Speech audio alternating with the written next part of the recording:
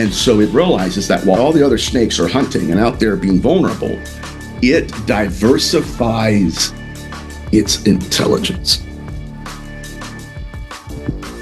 And instead of just going out there and hunting like all the other predators, it appeals, lays his tail out underneath the sun. And this is fascinating too. Let's go deeper, if I shall. From the head of the snake to the tail of the snake is a singular intelligence that when the tail is touched, the proto-intelligence knows. There's a sharing of information, and the person in charge of that spider tail, tail-like spider, spider-like tail, is the snake itself.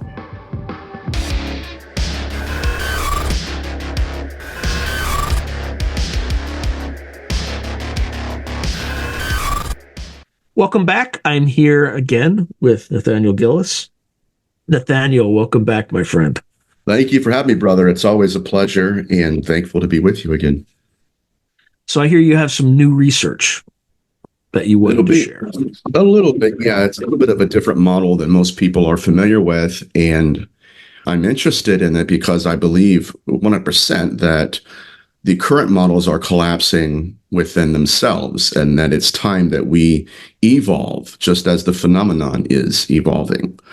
And so the model I'm going to present it's going to be controversial, obviously, and it's going to be quite similar to the other conversations you and I have had, but I think we're going to get a little bit deeper, and hopefully, if anything, it'll add value to the pilgrimage we're all in. All right. Well, let's get started. Yeah, well, when I started delving into the nuances of demonology over and over again, poring over copious amounts of case studies, I felt like I was researching something without realizing it.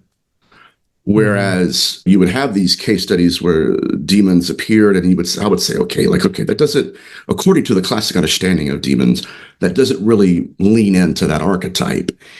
And over time, doing so many shows and being on like coast to coast where people knew me as a demonologist, I myself kind of embraced that because I believe that was the ladder, or at least the side of the mountain I took to get to where I am now and to the conclusions I've had.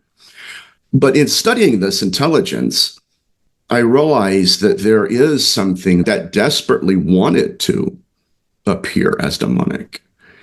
And to the point where at times, to the learned mind, it was obvious to me that if you took the mask itself and compared it to what is known from the historical record, that it had far less accuracy, right? It wasn't even biblically accurate. It wasn't historically correct. And then I asked myself, why is that the case? And then that led me to kind of think about, number one, why is it wanting to appear demonic? And number two, why is it evolving according to the pop culture within demonology? In a sense, it was like it was studying memes or meme theology and constructing its mask around what religious pop culture believed. For instance, there are case studies out there where 666 is being employed by seemingly the demonic. And when people see that, they instantly think, oh my God, horns and hooves, freak out, and they fear, and oh my God, they're terrified, and they go get a priest. And yet I'm looking at this objectively, and I'm thinking, okay, what is 666 anyways?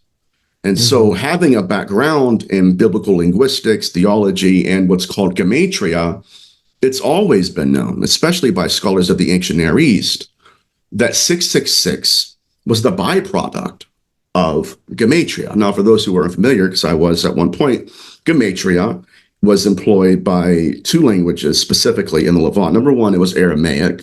The number two was the Greek. In Aramaic, that text is read as 616. In the Greek text, it's 666. Both of those, if you extrapolate them into the words those numbers represent, they're Nero. Nero. Now, what that means is that the author of that particular text was referencing a world leader at the time. Had nothing to do with spiritual forces or the cosmology of darkness that seemingly surrounds us. Knowing that, I then had to ask myself, why is this intelligence wanting to appear as something demonic? When the United States and China clash, the world will never be the same, especially when forces beyond reality threaten to intervene. What if the United States went to war with the People's Republic of China? How would these rivals fight for supremacy on land, sea, air, and across the stochastic streams of time? What wonder weapons would be unleashed? What horrors would emerge from the irradiated sludge of the South China Sea? What heroes would rise and forever change the course of history? Tread into the deepest and darkest dimensions of the multiverse, gaze through a kaleidoscope of fractured realities, and bear witness to the disturbing visions of World War III from today's greatest minds in science fiction, fantasy, and horror.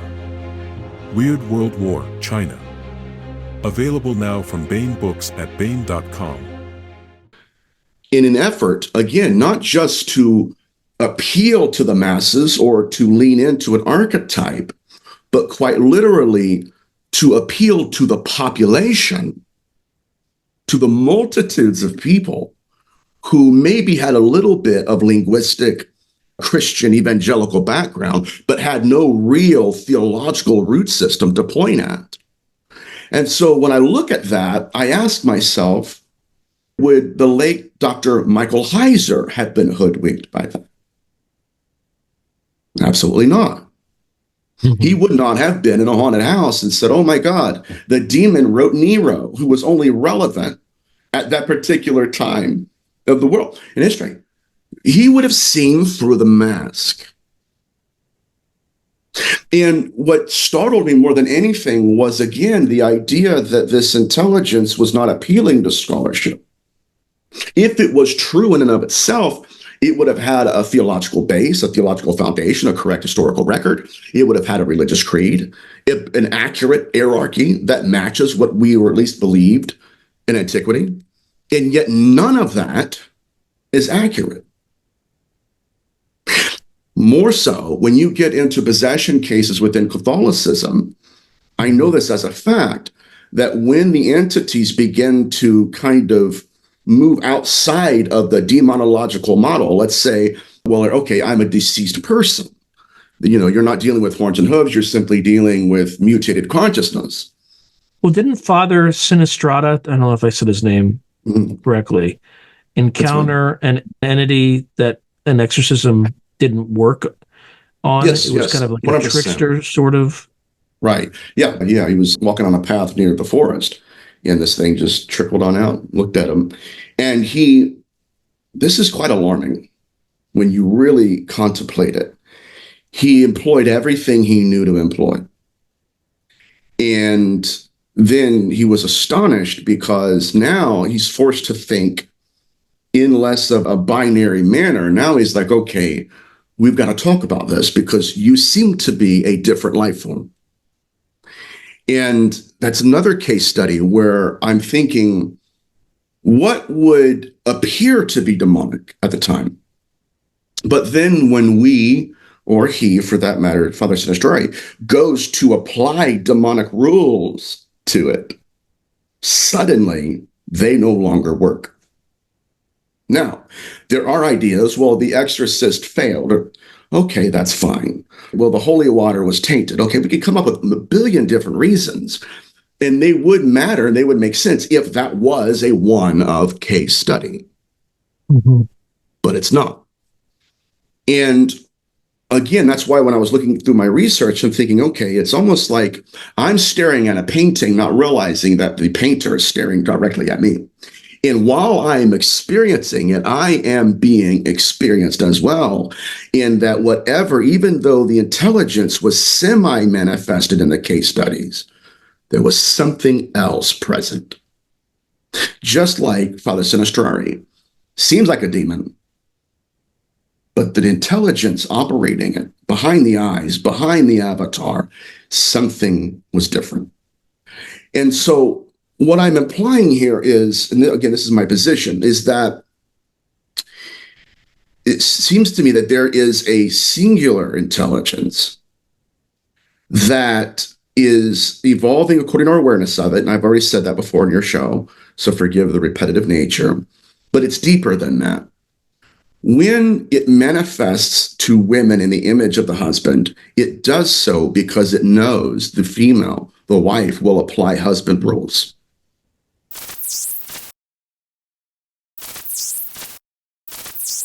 To advertise on Through a Glass Darkly, email throughaglassdarkly@gmail.com.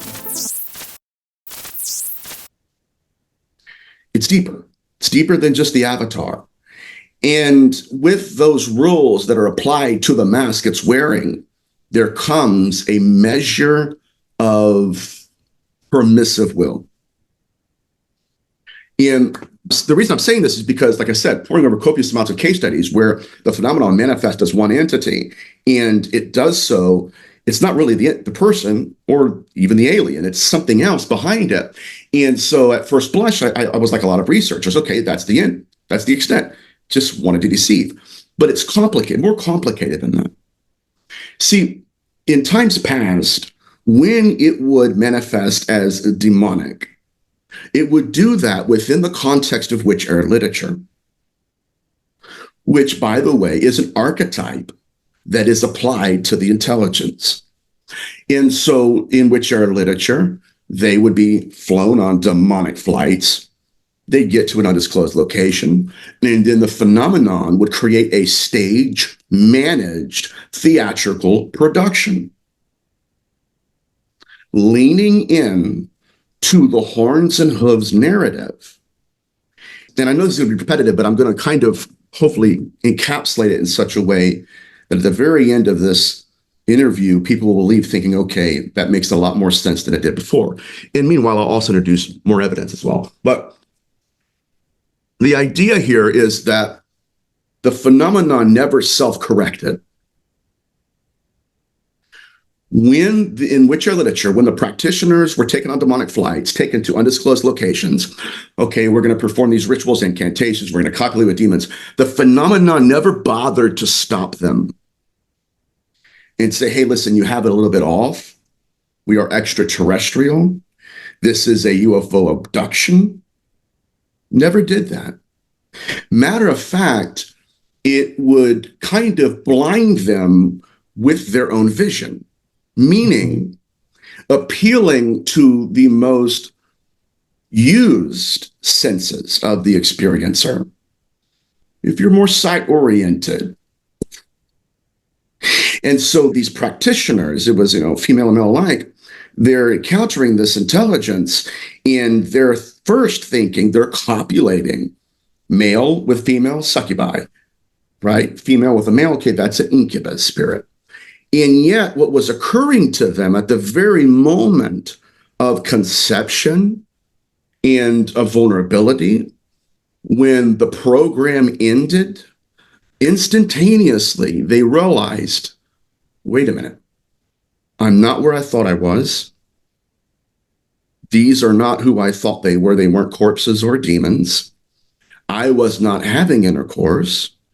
I'm being poked and prodded by metallic objects that were tailored to the measure of a man to the point of circumcision, to where every sense of that experience, the sensory awarenesses, turned to sensory illusions. And now the experiencer is thinking, wait a minute, this is completely wrong. And so whereas we have such a binary way of thinking in the field to where demons, aliens, and that's such a narrative right now. Like I said before the show with you, brother, it's, Tim Burchett and Ross Coulter. Well, the idea is that they're demonic. And I was taught that. And what I've been trying to do for the last many years is say, listen, when I compare this phenomenon in modernity to another phenomenon in antiquity, What I'm not trying to do is say this is the origin story. I'm saying, right, in terms of this is what they are, who they are. What I'm saying is that they're alike in that there is an intelligence that played the role of that phenomenon in that particular time in history. Now, the reason it's germane to our conversation is because beyond the archetypes, we saw behavioral patterns, the variations, incarnations, to where once it settled in Levant and leaned into the archetype of the demonic, now, because of the shift of consciousness within the world, it evolved according to our awareness of it, and stage by stage, it began to initiate new incarnations. Meanwhile, reincorporating old agendas, old ideas, and old behavioral patterns, to the point that now what we're looking at, in my perspective, is we're looking at a new mask compiled of pieces of the older one. To which I suggest that the rules that they apply to the demonic that were also eroded, transcended, literally like a program. Now that you're here, the stage managed performance has occurred. We've initiated this. We've got you where we want you to be. Everything's done. And then whoosh. Now those rules no longer apply. What are we dealing with in those moments, in those case studies? I would suggest it's more, sometimes it's like a program, where the program is authored by another proto-intelligence behind it. And these archetypes and these modalities are being employed. In doing so, they're mirroring a lot of the perceptions of the experiencer. Does this make sense? Yeah, it is. Okay. Yeah, it's almost like while the faces or masks may change, the same kind of modus operandi is the thread, that what they do is the common thread between these things. And it's not just demons, it's not just ETs, it might be the Fae. If you even look at the Fae, it's like the exact same sort of abduction stories. You have changelings, you have all sorts of stuff that is kind of the offspring of these couplings that are very consistent. If you just abstract, take off the mask, it's the same sort of activity. Correct. And this is why I believe, and we'll get into a really deep part of that as well, but there's far more beneath the surface than merely I saw who I believe to be my husband, or I saw a demon and interacted with, something that was on the other side. And let's go a little bit deeper if we could. Another reason I believe we're dealing with a singular intelligence is because there are certain times, like even in the Apocrypha of John, which I know it's repetitive, but let me highlight this nuance. It was at the very moment of conception, then the mask of the husband came up. And what is occurring, and I'll demonstrate this with the spider-tailed viper a little bit, is that with the mask, it's allowing us to heap upon that archetype rules. It does demonic things, and Father Sinistroya realized until it doesn't. And now you're looking at an intelligence that it's almost like, it appears to be demonic from the eye, but when you're interacting with the proto-intellect, the consciousness behind the horns and hooves, then you're like, okay, wait a minute. The rules I believe this proto-intelligence itself follows, they're not there. And what do I mean by that? I believe that's the exact purpose of the constant reincarnation throughout history. Because with each new mask, it allows us to apply new rules. It's an alien, it follows this. It's a demon, it follows that. And what I'm afraid of, though, is in its diversifying of its identity, it allowed us to believe that incubi experiencers are different than the UFO abduction experiencers. Right. to the point now where we have paracons that will never have ufology. We have ufology that will never have demonology present at the conferences. And the problem that I'm seeing right now is it's through the diversification of this intelligence and the leaning into different archetypes where now we have a certain collection of case studies. And those are the other. And I know I've said this before, I'm trying to make it plainer. So bear with me if I'm repetitive. Forgive me, please. But with the exclusion of the other case studies, that allows us to neglect certain behavioral patterns that no matter what archetypes it wants us to believe it is, it follows the behavioral pattern. It obeys, not obeys, but it demonstrates a knowledge-based rule system, a systematic movement of traditions and methodologies, of behavioral patterns that create what's called pattern-confirming evidence, to where if we had both experiencers at the same time, we would start to see through the mask. And do you think the phenomenon or whatever it is intentionally doing this? Yes, 100%. The mask itself? Yes. Do you think this thing is co-evolving with us in a way? Yes. Now, we're going to get to that second as well, yes. And so what's troubling as well is there is a learning matrix present where, again, if you go into the numerous traditions throughout the world, it responds this way with certain rules, responds that way with certain rules. And there is a symbiotic relationship created to where I've often asked myself if they are coming to us by coming through us. I would suggest today that it's both. Manifesting to the experiencer and then coming right through consciousness and using beliefs and archetypes and traditions. That's the mask. And so it's coming to and it's coming through at the same time. We've seen that, but we've only seen it through the lens of, okay, it appeared as my husband. Right? That's all it was. No, there's much more occurring. It's the iceberg effect. What you see on the surface, that's not it. There's something deeper going on. And so by virtue, again, where the symbiotic relationship is created to the extent that and this is why I believe what's happening in ufology is so troubling, that when a certain mask of the phenomenon is destroyed in the person's eyes, they almost feel like it's some kind of existential crisis where, wait a minute, there is a defense mechanism. That cannot be true. Why? Like when I was in England, I talked to a gentleman where he didn't know anything about my work, which is interesting because I'm like, okay, it's going to be shocking. It's just, that's what I told him. I was like, because he's talking to a bunch of the other people there and they're all researchers, love to death.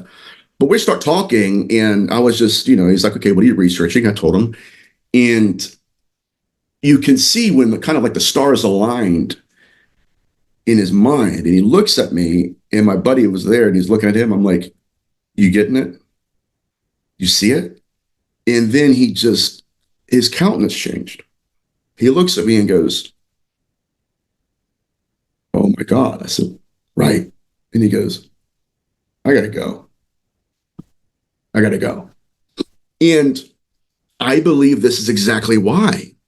The symbiotic relationship between the certain models, there is a spiritual component to it. There's an ontological value to it. So much so that when you go again to the evangelical research, say, listen, it's not just giants, it's consciousness. It's not just demonic. There's something out there that's different than that. What do you see? First, boom. And I've had it. People troll me in the comments or on chats, sinner, blasphemous, you're going to hell and all that. Why? Because there's a symbiotic relationship created between the concept of the phenomenon and the idea of standing outside of the models and comparing them. I hope this makes sense, and I hope I'm adding value here because I don't want to keep, we do so many shows, I don't want to be so repetitive. Right. Yeah, in other words, you just have to look at what the outcome of these things are rather than the way that they appear, the mask, the guise that is used. What are they after? Yeah. What are they after? Right. Well, I mean, well, I shouldn't say that, but like, you use the term symbiotic. So whatever this is needs us. And in some way, that also implies that in some perverse way, we may need them. Correct. We need something to believe in. And that's what they've leaned into, to the point even where, we need to raise your consciousness. How do I do that? Here we go. And we're going to get to some of that here too. We might do 2 hours, and I hope you have time, but I prepared a little bit. So yeah. My point though is that establishing the fact that as great as parapsychology is, and my heroes are parapsychologists, that it can only define the dimensions of the chessboard, but it does not allow us to see into the rules of the game, nor does it give us insight into who the players actually are. So it's a two-sided coin here. And so what I started looking at through history is like, okay, sure, yeah. Okay, yeah, you're a demon. But what are you wanting here? Right? What are you really wanting? And throughout history, applied to the masks are rules. And I don't believe these rules are true. I believe they're the byproduct of, it's like somebody who creates their own alias with a different age, a different name, different origin. And yet, but they still like McDonald's hamburgers. They're still Buffalo Bills fans. Right? They still have things that are true to nature, but are foreign to each and every mask. So anyways, moving right along, I think also this is why you have interconnectivities between altar building in Levant, specifically in pockets and corners of Syria. You have altar building, and then instantaneously you have the emergence of the implant. And then instantaneously you have the hybridization program simultaneously.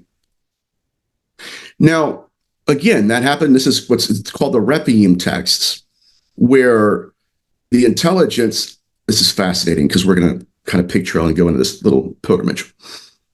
They would demand an altar. And from the emergence of the altar, then you have the phenomenon trying to incarnate, writing on the pieces of metal, the unclean spirit. And then the practitioner implants that into a new body. Now it's what we would consider to be, well, that's ufology. No, that was still in that archetype within that period of time. You're going to say something, I don't want to interrupt you, brother. Yeah, well, you mentioned altar and you mentioned the Levant. What do you make of the, I may have asked you this before, but I'll ask it again. This whole red heifer thing. It's unnerving. It's unnerving because there is a faction in their government, because the Sanhedrin Council and all that, where they are trying to be specific, the Israeli government, right? Correct. That are trying to hasten the return of their Messiah.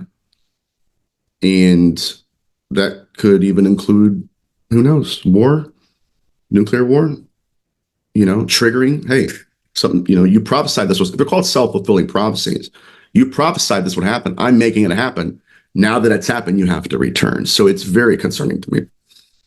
But so that's what was happening in antiquity, where, okay, yeah, you have literally the posturing of humanity under the cosmology of stars. And this is what I talked about, by the way.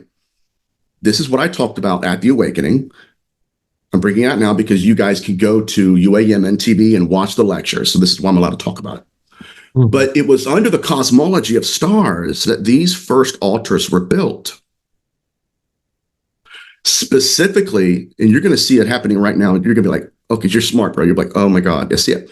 They were building their altars in Syria. This is in the early and late Iron Ages. Building their altars in Syria, specifically within the proximity of portals, where the phenomenon was alleged to be more so than everywhere else geographically. That is where they began to build their altars. And from the darkness, something wanted to become incarnate, and that just set off a series of events. implants, nanotechnology, stuff that transcended the primordial mind. There's no way, right? The primordial man extinguishes his fire, right? Goes into his personal space and suddenly it's like, you know what I'm going to do? I'm going to create an incantation. And I'm going to go out and perform these rituals. That's not ours.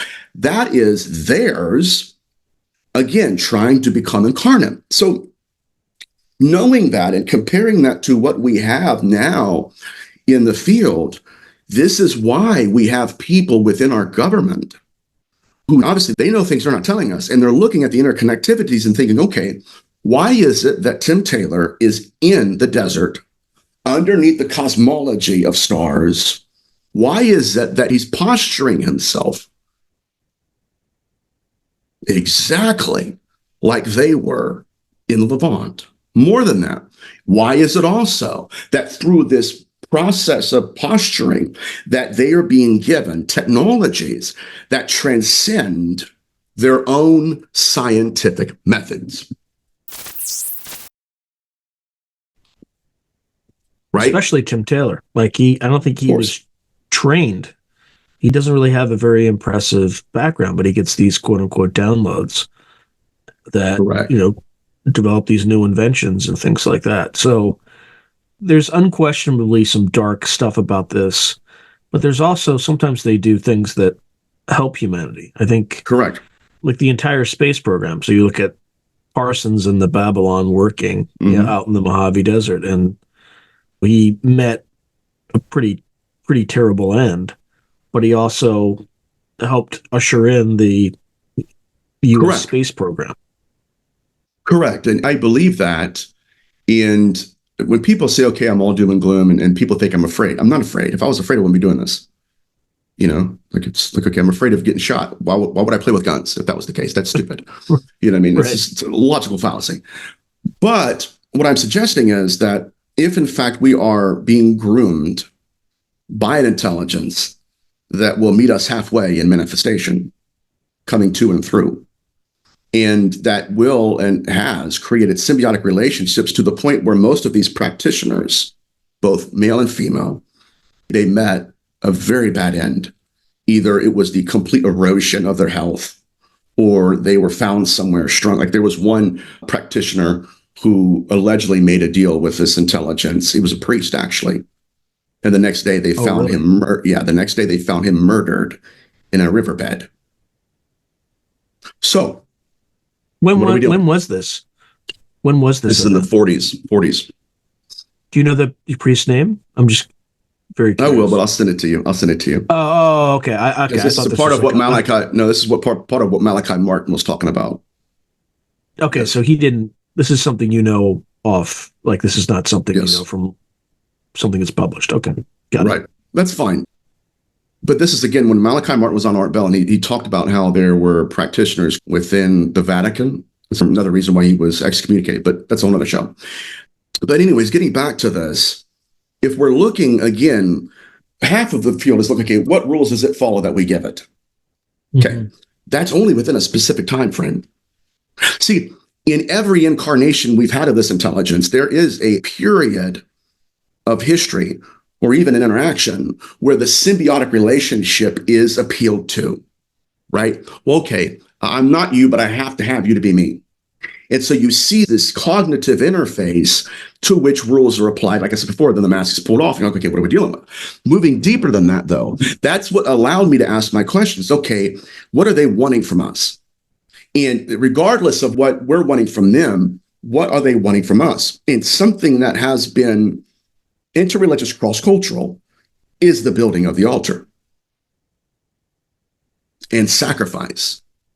By the way, this is going to get dark, and edit this, but just for the sake of our conversation, there have been instances where these entities have considered suicide sacrifice.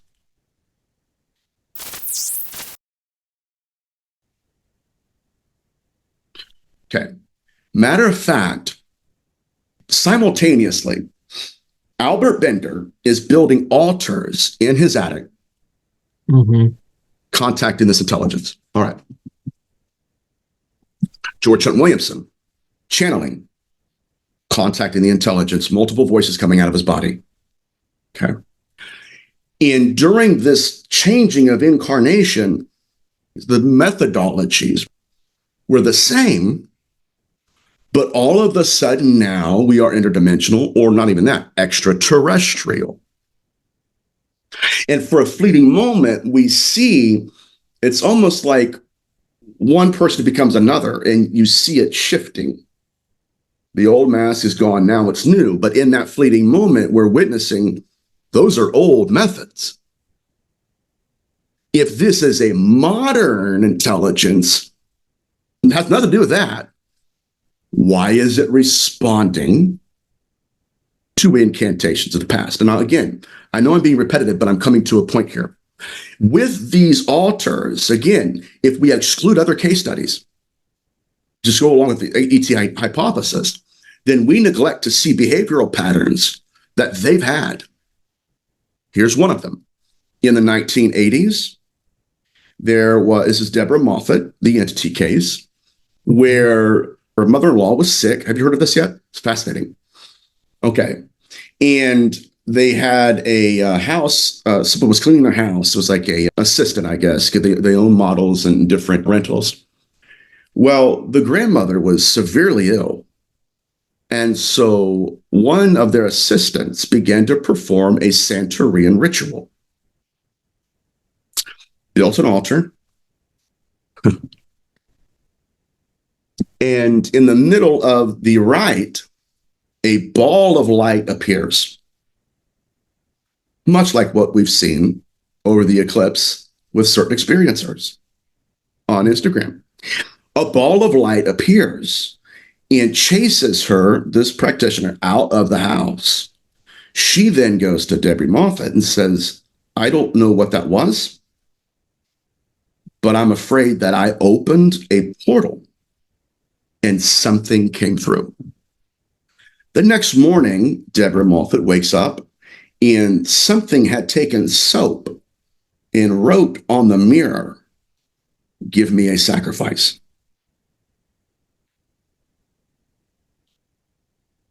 True story. You're hard to read, bro, so I'm trying to. When it wrote that, what kind of sacrifice was it? Would she have known what it meant specifically? He named her. He named the woman. Told her it is a blood rite. She was promised to me. I want to sacrifice. Now, incredible. From the altar, from the incantation, emerges an intelligence. Watch this. Profound, at least in my perspective. Before, it was manageable. Done it 1 billion times. Father said a story. It's manageable. Look, it's manageable.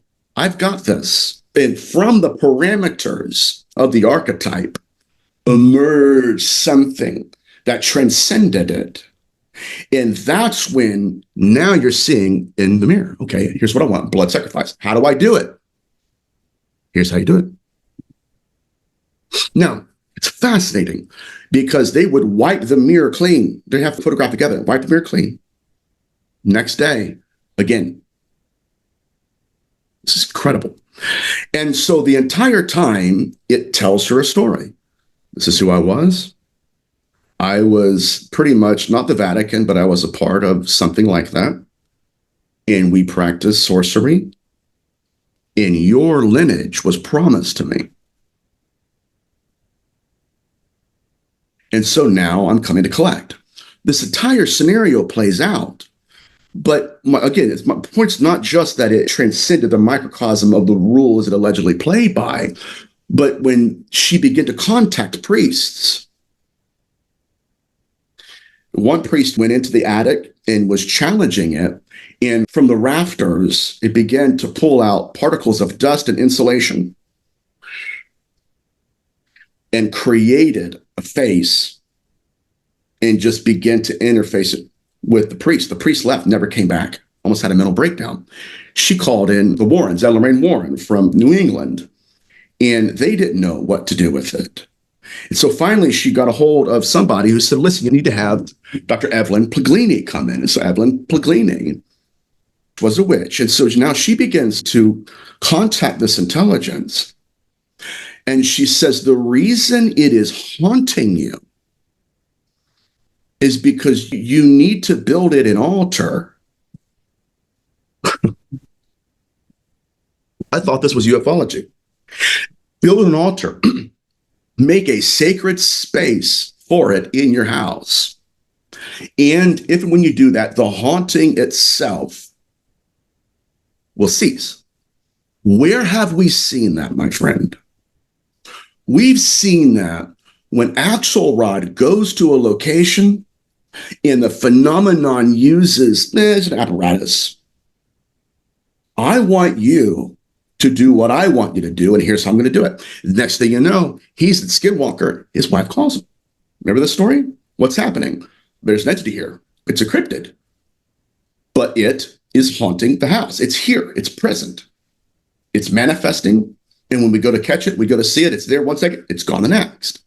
So we've seen this intelligence, this is crazy, use literally hauntology as a method of control and in a sense of demanding something. And until then, this is what I'm going to do. Which, if you're following me, this changes the model of the haunting in and of itself to where this has less to do with consecrated consciousness and more to do with an intelligence that is demanding. And until it gets what it wants, it's going to implement a program. Now, is this making sense so far? I don't want to picture. Okay. That is not alone.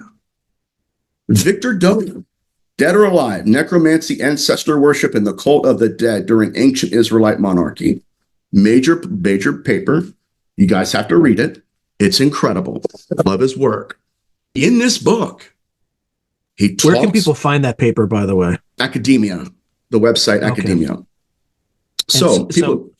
title of it and then name real quick. Victor Doman, Dead or Alive, question mark, Necromancy, Ancestor Worship, and the Cult of the Dead During Ancient Israelite Monarchy. So, this deals with Rephemite texts, all of that, and the idea of hauntings and whatever. Okay. So, in this paper and in other academic scholarly writings, as well as books that have behind me, they talk about how it wasn't just that our ancestors positioned their altars within the proximity of the phenomenon, like Tim Taylor's doing, mind you, but also that they were taught by the phenomenon. This is crazy. It's not us giving them something to lean into. It's not us coming up with something. You see the emergence of their reasoning here. This may even change hauntology. They were taught, if you do not build us an altar, we will turn into malevolent ghosts and we will haunt you. So there are, in fact, rules. That's what blows my mind. There are rules that it's playing by, and we've confused them. Here's something that might blow your mind. So I've told this story before, but I'll be really quick about it. Okay. So 2 friends and I went to an adjacent property, a Skinwalker Ranch, and spent the night there. Okay. Nice. On the way there, I was joking with my friend. Again, I picked up one friend and then we picked up a second friend afterward. But anyway, just prior to us leaving, I kind of joked. I'm like, yeah, what are we going to do? Like cut our hands, offer a blood sacrifice just to make him laugh. Mm-hmm. I get in the car with the other guy and, he drives with me and he says the same thing. I'm like, okay, that's weird. I don't know why everybody's got this on their mind. Mm-hmm. Then there's like a tour guide that runs this company called UFO Valley Tours, highly recommended, really, really good people.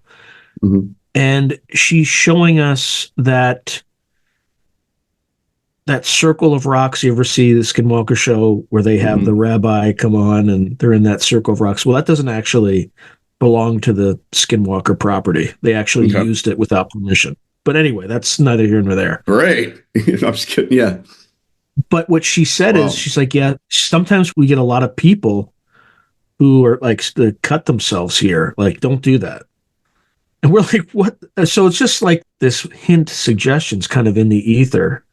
And bleeding people keep through the repeating mask, it. literally and Yeah, figuratively. but nobody had any experience at Mhm. all. Mhm. But these notions, these thoughts don't necessarily just come from you. No, that's what I learned in my youth when I was encountering the phenomena in my house. These are not my thoughts. And so what we're dealing with again is, yeah, sure, we have aliases. Sure, we have incarnations. What are they responding to? What are they wanting? How would they behave in other case studies that we've neglected to entertain? And what I'm saying here is this: who authored the thought of the incantation in this case study? Who authored that thought? Who gave the primordial man, hey, listen, I want you to go do this? That, in that sense, it is absolutely alien to their consciousness. How would I even do that? What do you mean? And so what we're dealing with, and we've seen this behavioral pattern replay and replay and replay, to where they're doing things, literally, they'll give us things and we'll obey, we'll go there, we'll do this, and not realize that the rules we're thinking they're playing by, literally the entire culture surrounding the experience, is transcended by a proto-intelligence that is leaning in and out of, in allowing us to believe in certain things that simply do not exist in the proto-intelligence worldview. I hope this is making sense. Oh, yeah, a little bit too much. This is a disturbing thought, and it's going to be a controversial thought, but it just came into my head. So I do what one does with disturbing thoughts. You just say them out loud. Right? Shouldn't. That's what I'm doing, brother. So there's a religion that its foundational story involves a blood sacrifice. And you know exactly where I'm going with this, right? Right. It's Christianity, right? Like yes. The sacrifice, the blood sacrifice of Jesus on the cross. Mm-hmm. You go to the Aztecs, right? Completely different religious beliefs, but they had a whole ritual around blood sacrifice, sacrificing people, things like that. Over and over again, yeah. The Levant, right? You sacrificing bulls, and even Abraham and Isaac, right? Almost. Right. Well, at least the ask was there. The ask was there. Yeah, the execution was not, right? But he was spared. But still, what do you make of that? Without getting, I don't want to get too controversial, but right. Well, the problem if you're looking at it, you take the religious lens off of it, right? It kind of fits the pattern, right? Even immaculate conception. Yeah. You didn't know your husband. Why are you pregnant, my friend? Well, even the derivation of Cupid, right? The little Cupid's bite, arrow. Yeah. Well, it turned out I think Diana Walsh Pasolka actually read the original text, and it wasn't this cute little fuzzy thing. It was this 3 foot tall being that put a wand in her entrails, quote unquote. What? Right. But you notice that. I mean, take that case study, compare it to witcher literature, where there were also case studies where, like I said before, being poked and prodded by metallic objects. Literally, and people need to pay attention, I'm going to say, blinding individuals with their own vision. Or what you see, appealing to the senses utilized the most to interpret reality. And then behind that, something else is present. I'm looking for another case study. It was a succubus encounter, happened, I think it was in 1962, where after the intercourse occurred, the abductors started drinking blood out of chalices and staring into the experiencer's eyes. Cheers. Love and light, by the way. You know. There's looking for it right now. There's something off here, my friend. There's something off.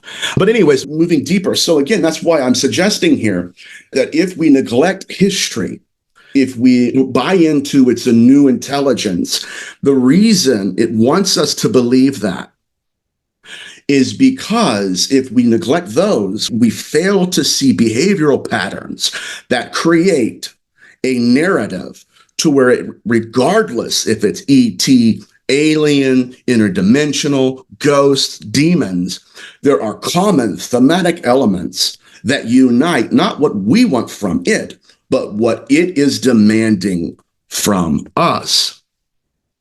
Okay? Now, anyways, but yes, positioning themselves within the proximity of the phenomenon. Why? To gain access. And if they did not do that, and here's what frustrates me. People want to believe in the anecdotal evidence of strangers they've never met, never validated. Okay? And here's their argument. Well, we believe in one case study because we have 1,000 others. Then, my God, why won't you believe these? It's the same rationality. Well, that happened thousands of years ago. Okay, fine. Still. And so what I'm suggesting here again, guys, is that we have to see through these incarnations. And if and when we do that, we start to see the proto-intelligence for itself. Mind you, and this is what I'm leading up to, is that we're not even sure who was conjuring who in this scenario.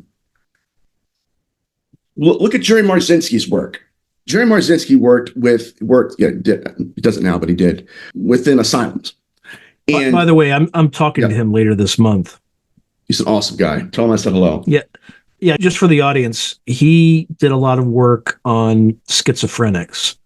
And his, again, I don't want to put too many words in his mouth, so if he comes on the show, he can correct me. But his contention is that all the meds that they take just dulls what's really happening to them, but it doesn't make it go away. And what's really happening to them is not that they're crazy. It's that they just have a wider filter on reality, and there are these intelligences that are generally highly negative that are communicating through them and effectively harassing them and tormenting them. Yeah. Anyway, that's his contention. Well, his work again is it kind of mirrors mine, because we have to look at the origin of the experience. The origin of the experience is not when they physically manifest to us. That's what we're learning. It's not. Matter of fact, his research suggests, we're dealing with people who were like, listen, I'm an addict or I want drugs or something, and I'm going to turn left. And then by the time they obey the directions imparted to them by downloads, mind you, now they're at a location they didn't even know existed, and now they get what they need. So what I'm suggesting is it begins with a thought. That's the first initial contact in most cases, at least these I'm talking about right now, in that when, for instance, the primordial man, where's the thought at? Boom. So what I need to do? Okay, they do that. But where did the initial experience come? When did it start? It started by them contacting us manifesting something for them, and then it's again the cognitive interface manifests. This is why it's important that when we have thoughts, again, like let's say the skull experiment, what are we going to do? We're going to go out, we're going to find a location, and we're going to contact entities on the other side. Who put the thought there? Let's move deeper. During these sessions, Mr. Blue manifests. Now, I've said this before, I'm going to say it again, and I know that a lot of this is repetitive, but there's new stuff I'm going to release here in a second. But watch this. That's akin to, Sean, me saying, I'm Dear Aunt Edna. My phone number is 937, You calling Dear Aunt Edna in an entirely another intelligence answers. Now, a rational person would ask themselves, who decided to give me that number? And who decided if, in fact, that number was real and led to my deceased loved one? The intelligence did. The intelligence authored that. The intelligence authored the incantation. Mm-hmm.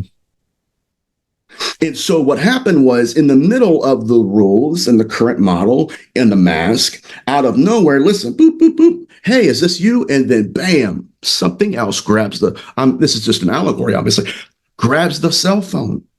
Now that I have you here, by the way, Then you see an intelligence that was present with but absent from, just like the intelligence I have been witnessing in these case studies in demonology, where what you're seeing is not really what's occurring. There are levers being pulled behind the scenes. There are rituals occurring. There is occult transference. There's symbiotic relationship present. And what I'm suggesting here is that from the origin of the thought, there is obedience. And then from obedience, in comes the proto-intelligence. And that is concerning to me. And I don't want to ramble, but this happens over and over again. Matter of fact, the faction within our government, when the Collins elite were stationed here at Right Pat, and during their research, they came across another group of people in the government who weren't researching demonology, the occult, and ufology from an academic perspective. I want to understand it. No, they were practitioners. And they were performing what's called the Parsons technique. And at Right Pat, during the Parsons technique, which included sex magic, ritual magic, blood magic, and various other things that weren't as dark, but they would receive partially manifested metamaterial. Mm-hmm. And what the Collins elite realized was, after conversing with these individuals, a lot of them were losing their minds. Some of them had committed suicide because they realized that, listen, yeah, we use the rules of Parsons technique. But once we got in contact with whatever this proto-intelligence is, that it transcended all of them. Mm-hmm. And this is the most important thing that they discovered. They had the illusion of control. They believed they were the ones conjuring it. But when it manifested, they decided, they retraced their steps. When did we get the thought? Oh my God. That was the initial encounter. So is this good? Is this making sense? Yeah, it is. Okay.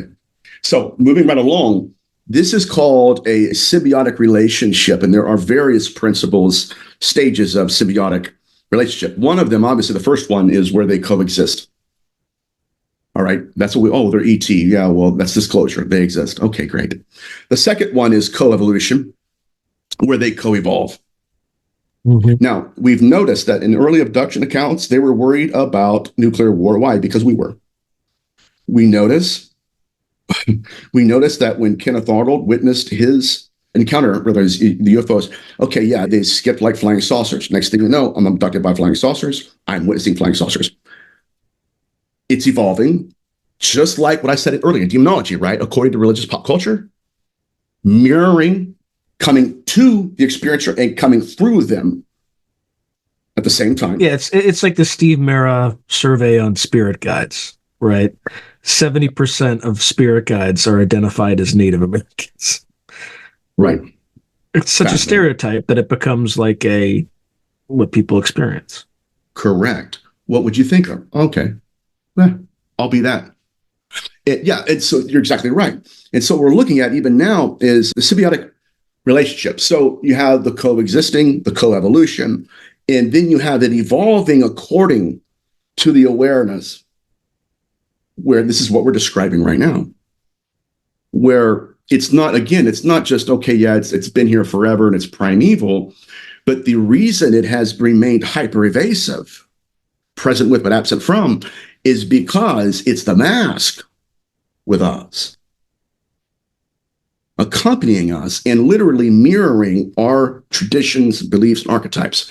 Anyways, now, the first time I realized this behavioral pattern was in incubi cases, because believe it or not, within just a 15-minute encounter, you see this intelligence go through every stage of the symbiotic relationship, right? Coevolution, coexisting.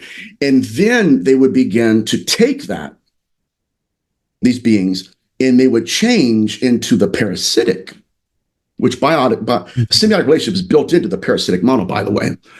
But the parasitic model, this is fascinating, is when it takes all of the knowledge it's amassed during that symbiotic relationship, compiles it together, It now begins to mimic. It's called symbiotic mimicry, parasitic mimicry, to be precise.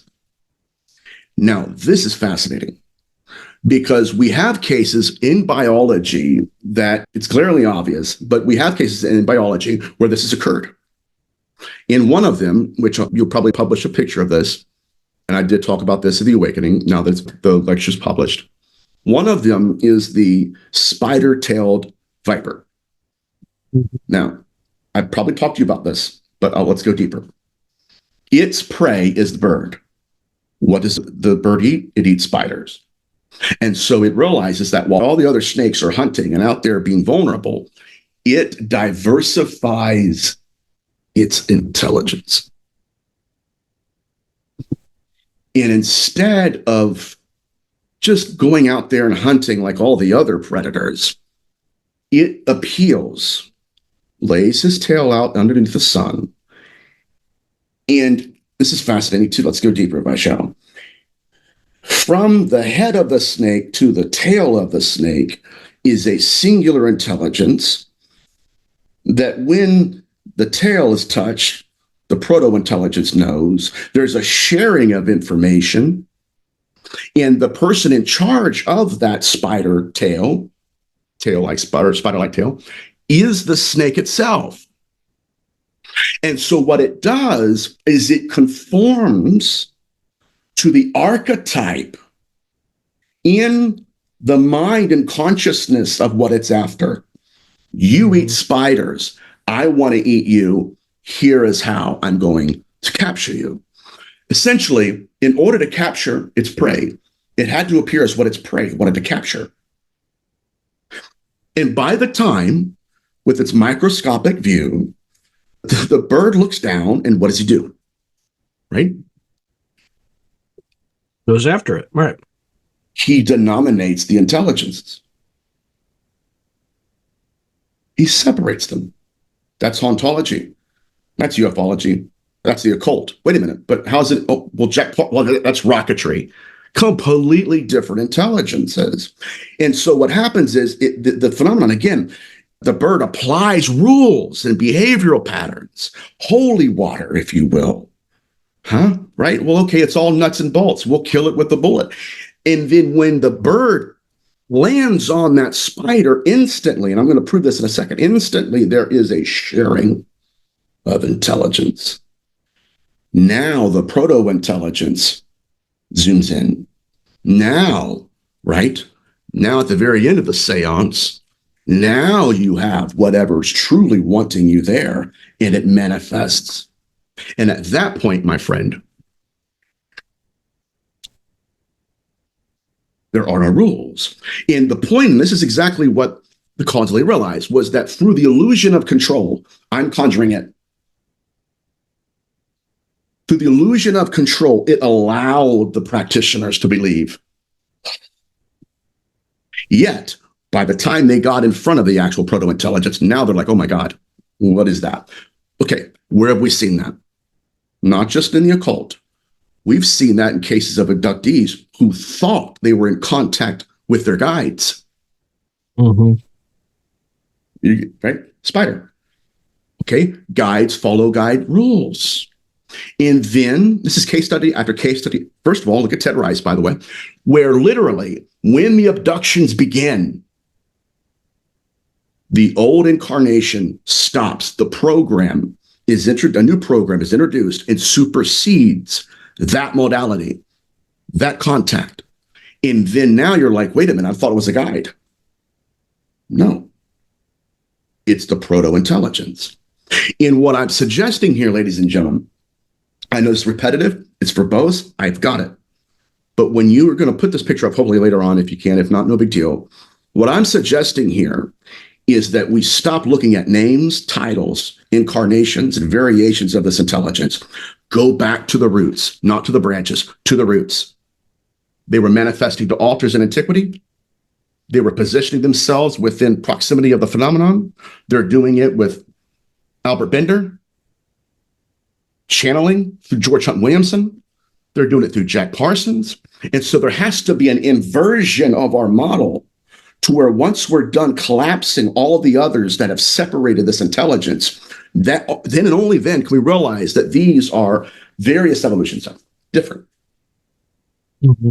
And then we can sit down and say, okay, now finally, but what does it want from us? We have enough case studies. What does it want from us? Are we becoming its mortal portal?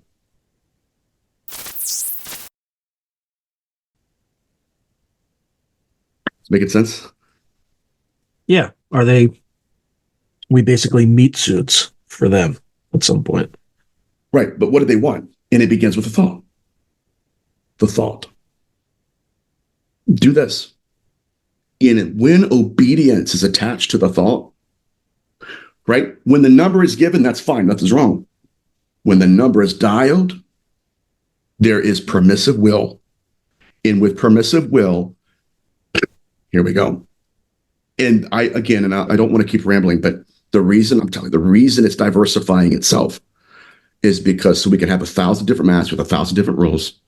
Meanwhile, over and over and over again, when we go in and we try to work that program, the author of the program itself is waiting and present.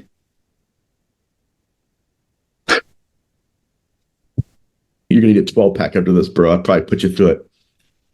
Well, I mean, they don't have to go out and hunt. You can just bring the prey to them. Oh, right. Allow. Right. You're conjuring me. Who put the thought in your head? The last man on earth was alone in his house and there came a knock on the door. Why are you knocking on my door? Well, why'd you build a handle? Why did you allow again, and so the entire thing to me is replete. There is deception present. It's irrefutable.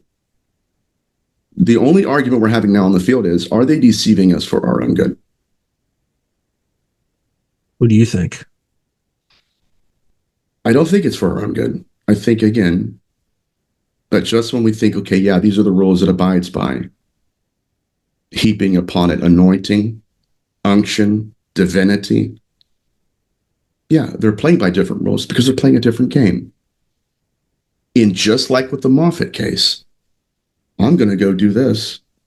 Only who I want to come through the tunnel will come through the tunnel. Nothing else will come through this until you see, oh, you're there. To me, that's what I see going on. And to the point that there are cases where the phenomenon seemingly demonstrates nuts and bolts, electronic signatures, energy sources, and energy signatures as well.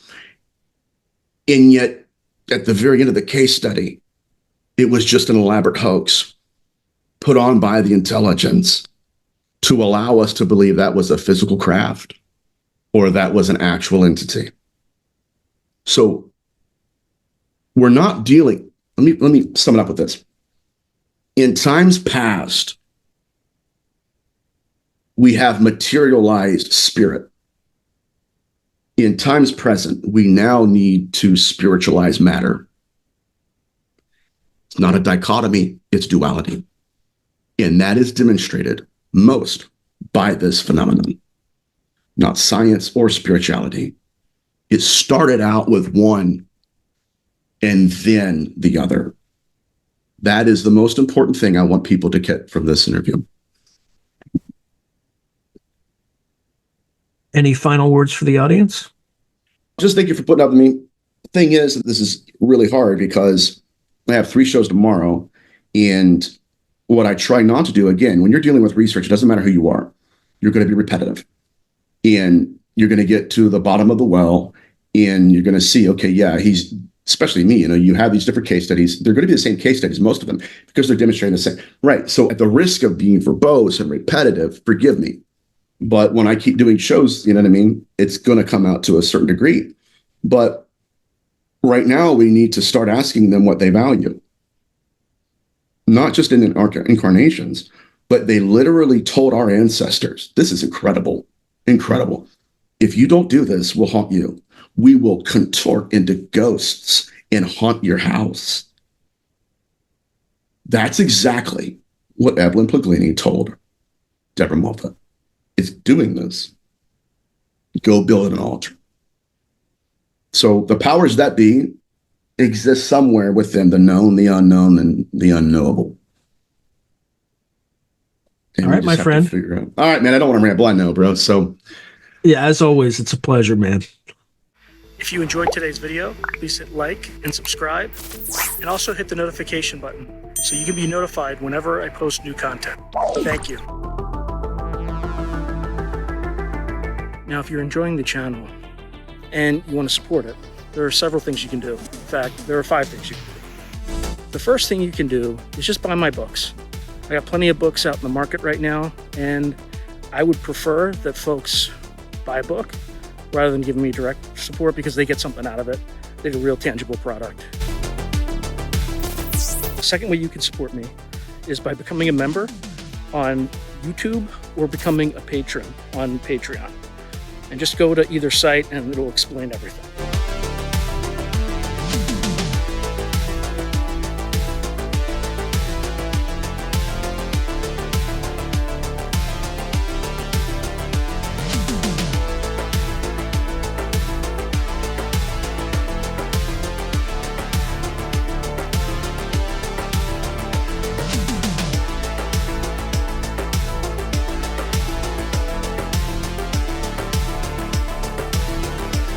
The third way you can support the channel is by checking out my merch site, which is here. There's plenty of stuff that you can get to support the channel. And I'd appreciate that you have it and can wear it. Not only do you help support the channel, but you also help promote the channel, and I appreciate that. The fourth way that you can support the channel, and this is really easy, is anytime you want to buy something on Amazon, literally just go to the description below and click on any link, literally any link. The channel gets a cut of that, and it costs you no extra money. You just go through the link, as I'm part of the Amazon Affiliates Club. The fifth and final way you can support the channel is through donations. Now, I don't prefer these because it's more of an expression of gratitude, but you don't really get anything out of it as a subscriber to the channel. However, if you decide to do these options, there's 2 options. There's Buy Me a Coffee, which is a separate site, and there's also, you can go through YouTube with either a super chat, super sticker, or a super thanks. Again, I prefer Buy Me a Coffee because that organization takes less money than Amazon does. But either way, I appreciate any support you are willing to give the channel. So thank you very much, and keep watching. I really appreciate it.